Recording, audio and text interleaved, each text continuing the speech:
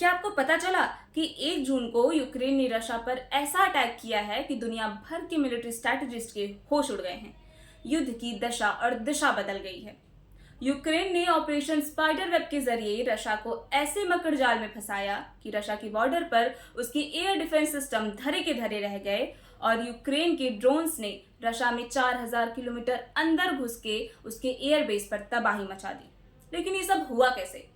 इसका जवाब खुद यूक्रेन सुरक्षा सेवा यानी एसबीयू देता है। ऑपरेशन स्पाइडर वेब के लिए 117 छोटे एफपीवी ड्रोन्स तस्करी के जरिए लकड़ी के कंटेनर्स में भर के ट्रकों पे लद के रशिया के अंदर जाकर अलग अलग एयरबेसेस के क्लोजेस्ट लोकेशन पर पहुंचाए जाते हैं। हमले के वक्त कमांड मिला, ट्रकों की छतें खुली, उसमें से उड़ते हुए ड्रोन रशिया के 5 अहम हवाई अड्डों पर जा पहुंचे और उनके हथियारों और एयरक्राफ्ट पर बमबारी करने लगे, जिससे एक दो नहीं बल्कि रशिया के 41 बॉम्बर्स और फाइटर प्लेन्स मलबे में तब्दील हो गए।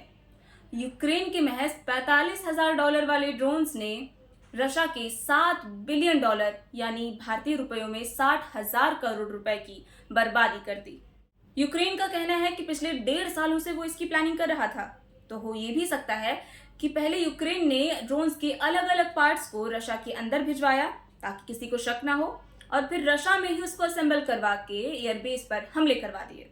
इस घटना से भारत को कुछ सीख मिलती है कि कल को हमारे दुश्मनों ने ऐसा करने की सोची तो हमें किस तरीके से सिचुएशन हैंडल करनी है और क्या सतर्कता बरतनी है, क्योंकि फ्यूचर में कन्वेंशनल वॉर की जगह साइबर अटैक, ड्रोन और एडवांस टेक्नोलॉजी से युद्ध लड़ा जाएगा।